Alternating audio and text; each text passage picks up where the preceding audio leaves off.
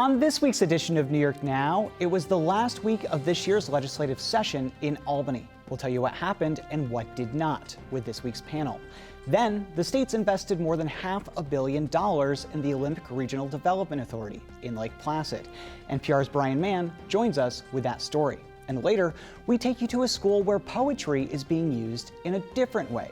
I'm Dan Clark, and this is New York Now. Today, the Senate majority will pass legislation. I will fight like hell for you every single day, like I've always done and always will. Passing these bills on the floor, making yet another stand. Welcome to this week's edition of New York Now. I'm Dan Clark. This week was the last scheduled week of this year's legislative session in Albany. That means unless they come back for a special session later this year, the state legislature is officially done until January. But that doesn't mean it was a slow week. In their final days, lawmakers appeared to strike a deal on the Clean Slate Act. And as we predicted last week, the bill has changed in the meantime. It would allow criminal convictions to be automatically sealed after a waiting period if someone has served their entire sentence, including probation, and has remained crime-free. For misdemeanors, you'd have to wait 3 years after the end of your sentence for the conviction to be sealed. For felonies, it would be 8 years, and Class A felonies and sex offenses would not be eligible. And those conviction records would still be available to certain people. Law enforcement, court officials, gun licensing agencies, and more would still have access. But most prospective employers and landlords would not, meaning people wouldn't be denied housing or a job because of a past conviction. And that's the whole purpose of the bill, according to its sponsor, Brooklyn Senator Zellner Myrie. This is going to open doors, and there's nothing better than that. There is nothing better than giving someone opportunity. And these are individuals that have served their time. We have said if you do the crime, you should serve the time. They have served the time, and they have come back out, and we have told them, actually, we want you to serve more time. We want you to be punished in perpetuity. It's not right.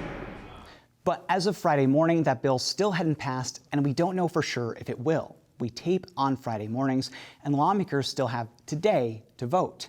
It would take a majority of Democrats in both chambers to get it passed. Republicans are against the bill, claiming it could impact public safety. Assemblymember Michael Tanusis is a Republican from Staten Island and a former prosecutor. People that are hiring workers have a right to know who they're hiring and their background. People that rent apartments or houses have a right to know who they're putting in their house. This law is completely irresponsible. And there was a lot more up in the air as the week dragged on. Literally, the air quality throughout New York became dangerous at times this week because of Canadian wildfires burning to our north. Check out this time lapse from New York City on Wednesday. And these photos are from Rochester, right in the path of the smoke. And for environmentalists, that was also an opportunity. They urged the legislature to pass 3 bills by week's end to combat climate change, which experts say contribute to fires like these. The first bill would require fossil fuel companies to pay for future climate projects. The second would require companies to reduce their packaging by 50% over the next 12 years. Business groups are against that one, saying it would be an expensive transition. And the third bill would cap utility costs for low and middle income New Yorkers. Judith Enck is a former EPA official who now leads the environmental group Beyond Plastics. This cannot be business as usual. Look out the window, Carl Hastie and Andrea Stewart-Cousins. Look at what the climate crisis is doing. Horrific air quality. Legislators still in Albany, they can do something. Are they going to issue a press release? Or are they actually going to take action to protect our health? But as of Friday morning, none of those bills looked likely to pass. Let's start there with this week's panel. Rebecca Lewis is from City and State New York. Josh Solomon is from the TU. Thank you both for being here.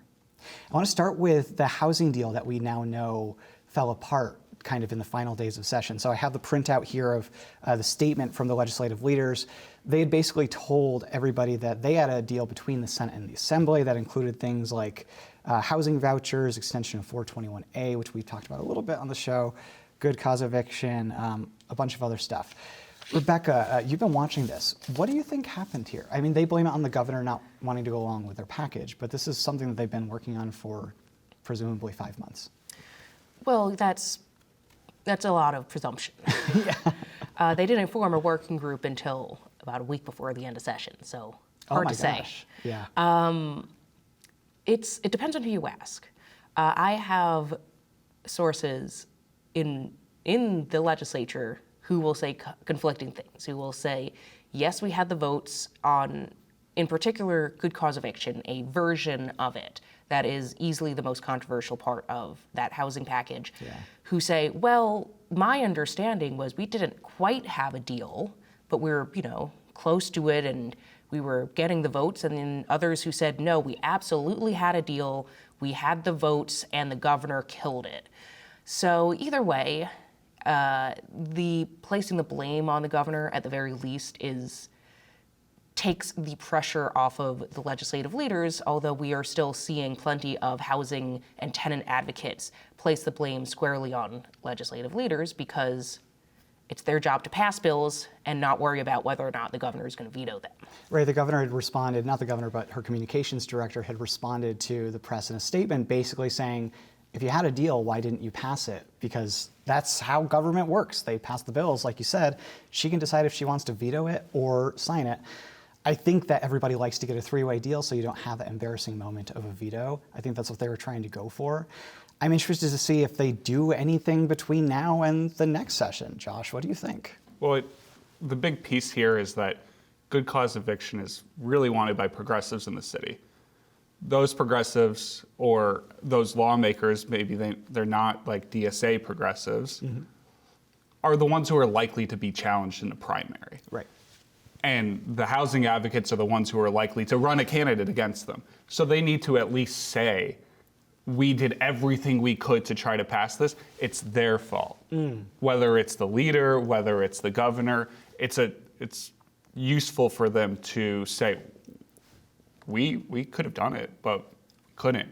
Whether they could have or couldn't, we'll never know because they didn't vote on the floor. And they didn't even introduce the bills, as Julie Wood, the communications director, pointed out. But it is useful for them to shift blame. And it's useful for the governor to push it back and say, hey, show me the bills. Right, so both sides can kind of look like we were working on this and nobody else came to the table, I guess. It's interesting when you look at Albany politics from that lens, because I saw their statement yesterday, the legislative leader statement yesterday, as kind of one of their stronger moments of standing up to Governor Hochul, which they've had a relatively good working relationship with, aside from her nominee for chief judge this year and her lieutenant governor from last year and a few other things. So I guess I'm just wondering how that affects things going forward. Rebecca, do you think that this widens the divide between the governor and the legislature, or is that fake? I disagree with you in the sense of the statement being strongly coming against the governor. I view it as an admitting defeat. Yeah. Because if they really wanted to come out strong against the governor, they would have passed it and forced her to veto the bill. Now, maybe they genuinely didn't have the votes and this was the best compromise. It looks better for them, certainly, to say, well, we tried to come to a three-way deal. We are a cooperative, collaborative government, and we're not going to pass something that we know is going to get vetoed. But the way I see it is this is almost saving face with the governor. Where if they had introduced a bill, they had the votes, and they passed it, even if they didn't have the supermajority to veto it, to override the veto, it would have allowed them to say, we did literally everything we could to get housing done, not just good cause eviction, all sorts of housing proposals to address the housing crisis in this state. And then they could say, but the governor refused to sign it. The fact that they're not forcing her to be in that position is, as you said, Julie Wood, her spokesperson, put out a statement saying, well, you didn't give us a bill. Both sides are able to point to something here. So it's almost a mutually assured destruction. It's a really good point, too. And as I have the list of the stuff that was in the package, a point that I think is important is that this was kind of an omnibus bill. And they very well could have taken stuff out of this bill to pass as separate legislation instead of trying to package everything together, which I'm assuming killed it, but we'll never know what happens behind closed doors in that building. I want to turn to Clean Slate because we have about 4 minutes left. So we're taping on Friday morning. Clean Slate hasn't passed yet. And I find myself really hesitant to say that it's going to pass because for the past 2 years before this has been almost the exact same situation where in the last week, Clean Slate gains a lot of momentum, especially 2 years ago. They were basically saying it was going to pass again. This time, it actually seems real. Josh, you've been covering Clean Slate and criminal justice reform pretty closely. Why do you think that this came together this year? There's a desire to finally get it through. You're also not in an election year this year, like you were in 2021 or well, in 2021. That too. Yeah. And so there's so you have momentum, you have tweaks to the bill, you have changes that the business community wanted that remove some liability from them. You have changes to serious Class A felonies that will be excluded. So they've kind of carved out a lot. Yeah. And then you have this year where if you're not going to pass it this year, you're not going to pass it in 2024. Right. So it creates like a fertile situation where they can say we can move forward with this. Nonetheless, there's still a little bit of like anxiety in the air of like, will it pass? Will it not pass? But it seems pretty solid. I think the only reason that there isn't that confidence is the governor hasn't said, this is great. Like, we're done. We asked her, I think, Rebecca, you asked her on Wednesday about this whole thing about Clean Slate coming together, and you really pushed her on what is her position on this bill. And she repeatedly did not give her position on the bill to you. You were asking kind of what specifically would you like to see in a final agreement, and she wouldn't say it. Do you think that this coming together is a sign of a shifting legislature at all politically? It's hard to say because on one hand, I have been hearing that there's a lot of confusion about why the governor is saying this and doing this because she's saying different things to different people, depending on who you're talking to. There is certainly confusion. There is a sense that there was a coming to the table, that there was a working with her to get this done, and then just not really understanding what exactly it is that she is asking for, especially because she had her own proposal last year that was significantly different. Yeah. Now, you have to be reading it very closely to kind of understand the nuances, but her proposal added far more time in practice to the amount of time you would have to wait to get a record sealed.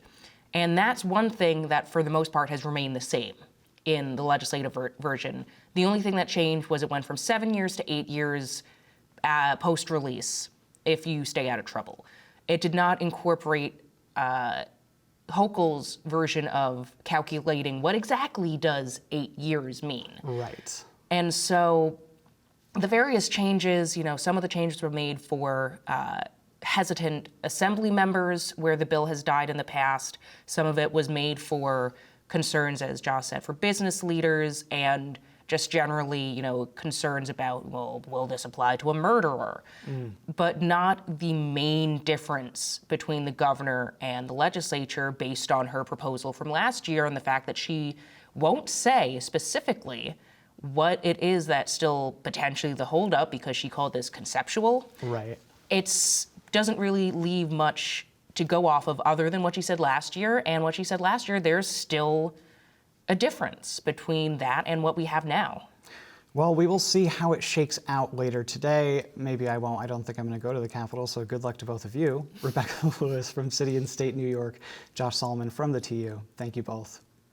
We'll have more on the end of session next week. But turning now to the North Country. It's been more than 40 years since the Winter Olympics were held in Lake Placid in the Adirondacks. That was in 1980. But if you visit Lake Placid today, you'll find that the sites of those Olympics are still surprisingly active. And that's thanks in a large part to the state. That's according to a new story from NPR's Brian Mann in the magazine Adirondack Life. That shows more than $500 million in state spending on the Olympic sites over the last 6 years alone. Brian joined us this week with more on that story. Brian, thank you so much for being here. We appreciate it. Thanks for having me on.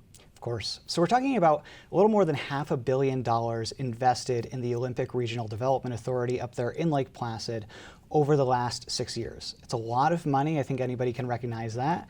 What has it been going towards, I guess? That would be my first question.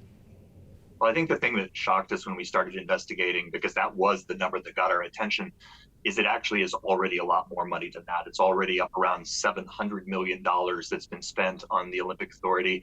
And it's gone to refurbish and to expand and improve winter sports and tourism venues, mostly around Lake Placid, this village of about 2,300 people, but also in the Johnsburg area of the Adirondacks and Bel Air in the Catskills, the ski area there.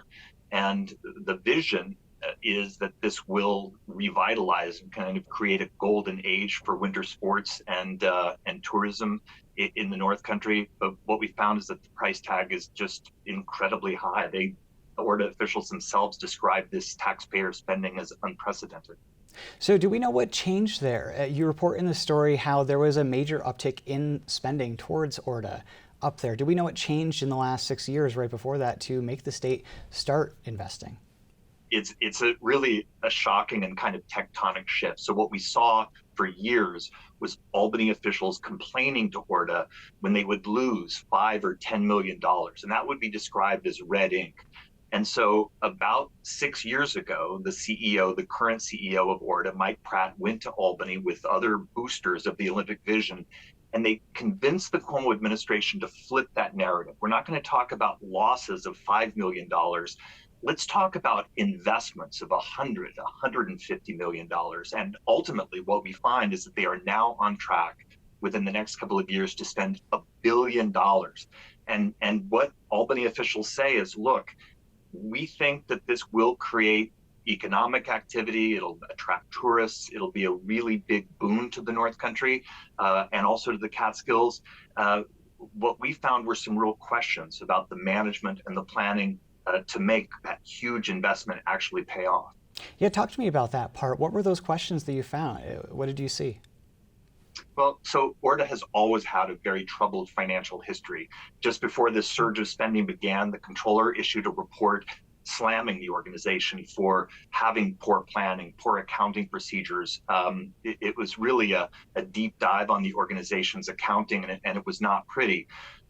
What we found were really significant questions about whether real reforms have been made.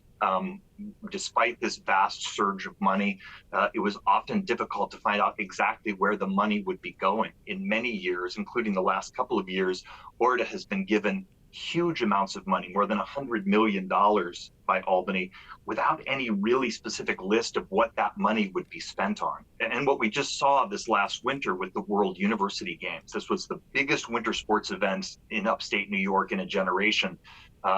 State officials spent more than $500 million preparing for it, $552 million by their accounting.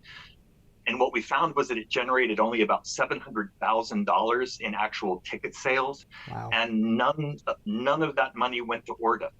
And ORDA officials just couldn't really account for why they had made those decisions, why attendance was relatively poor, and then why the dollars didn't come back to the state organization that really fostered the event. You know, given all of that, it sounds like in the long term, we don't really know how this spending is going to impact ORDA and the region. Do people say it's at least paying off in the short term as we see these large sums of money flow into it?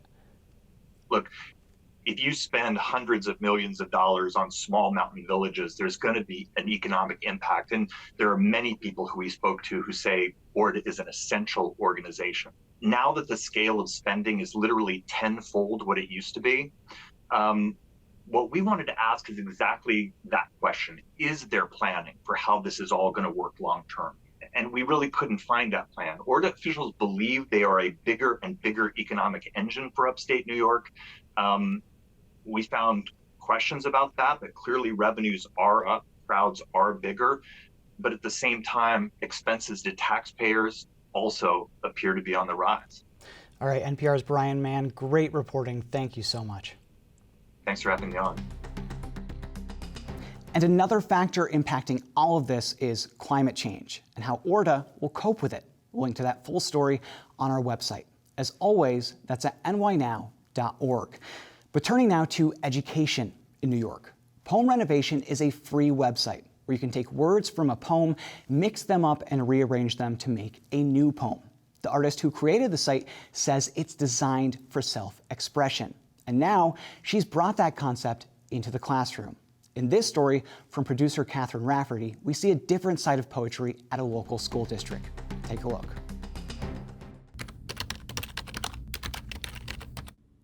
But gods are born of ichor and nectar, their excellences already bursting from their fingertips. So they find their fame by proving what they can mar, destroying cities, starting wars, breeding plagues and monsters, all that smoke and savor rising so delicately. The way I got the idea for Poem Renovation is that I've been writing poetry since I was 17 years old. It was when my parents were getting divorced. It was a time in my life that was really confusing for me. I was hurting. I didn't understand what was going on. And I turned to poetry, and I started writing poetry to help me figure out my life, and it worked. Back then, I wrote a lot of self-portrait poems, and I kept those all these years. And I started looking back during the pandemic at those poems and saying, well, these don't really define me as I am now. And I started wondering about what I could do with those poems to rearrange them and make them describe me now. So I took some magnetic paper and I printed those poems out on magnetic paper, cut them all up, stuck them on my refrigerator, and then I started moving the words around. And that made me start thinking about how could I share this idea of kind of recycling old written things to make something new and share it with the public. Basically, every day on the site, users are presented with between 30 and 40 words from a song, a poem, a snippet of literature, and when you open up the site, you'll be presented with a word bank where all of the words are scrambled up together. And you can click on the words, and whatever ones resonate with you, close the word bank, and then you have a digital canvas where those words will appear, and you can move them around and do what you'd like with them. And you can also share your creations and see what the original excerpt is. I started to hear from people who were saying, this would be great in a classroom. I think this would be great with my students. I teach creative writing. I teach English. I think the students could really benefit from this. And it was something that I hadn't even thought of before. And my sister-in-law, Dina Marie, teaches at Shenendehowa Gowanna Middle School. She's a 6th grade teacher, and she was one of the early ones that said, I want this in my classroom. The students love that Poem Renovation provides them with a different passage every day. They also love that they can use it on their screen. They love to be on paper, but they also love that they have this, I think they kind of look at it as a game, which is really fun for them. And they're not intimidated by it. They literally don't feel that they're pressured to do anything a certain way, so I think that they get excited to jump on. Poetry wasn't the thing I liked because it was all about like our teacher didn't mention that you had to you didn't have to rhyme all the time, and then she also there was nothing like Poem Renovation, so I couldn't really understand poems back then. Now I really understand because of Poem Renovation. Monsters starting plagues, fingertips destroying nectar, smoke bursting from cities, gods rising, reading their fame, savor what they already find, all excellences are born. The skills that my students learn using Poem Renovation is that poetry it's limitless. It has no rules. It doesn't have to be a certain way. It doesn't have to show a certain emotion. It doesn't have to be written exactly the same way from day to day as well. Poetry is an expression of how they feel. So they also learn elements of poetry like using similes and metaphors and different sound devices and visually what poetry is like on the screen or on the page. So it's an easy way for them to self-express. We actually had some really great successes at the beginning with students that were much more shy and intimidated, didn't really want to talk or share within their small group setting or the large group setting, and are excited to share what they come up with on the screen with the Poem Reno. Hi, I'm Kyla, and this is my poem. Smoke rising, starting fame, gods find, monsters destroying cities, wars delicately bursting. Hi, my name is Dylan White, and I'm here to share my poem. Smoke that rising, breeding monsters and excellences, already bursting savor nectar. Hello, my name's Alex, and this is my poem. Smoke rising, bursting, destroying, but there are plagues starting already, from fame and excellences. There are social emotional benefits as well. It's an opportunity to receive positive feedback from your peers after you create something and share it with the class. It's an opportunity to talk about perspective. You know, we all start with the same words, but we all come up with something different. We all have our own voice and our own perspective. It's an activity that helps kids to focus. It's a doorway to new possibilities. A lot of times what I think of when I think about the words that are in the excerpts every day, I think of them like pretty stones that you can look at, and they can be whatever you want them to be. And that's what's been really cool for me, is coming up with a way that I can help kids to appreciate language, to love words, and to also understand the power of them. How, you know, you switch a couple of those words around and they mean something completely different. And if you want to give Poem Renovation a try yourself, we'll link to it on our website. That's also where you can sign up for our free newsletter, which has some news from the week and a link to our show. Again, that's at nynow.org. Thanks for watching this week's New York Now. Have a great week and be well.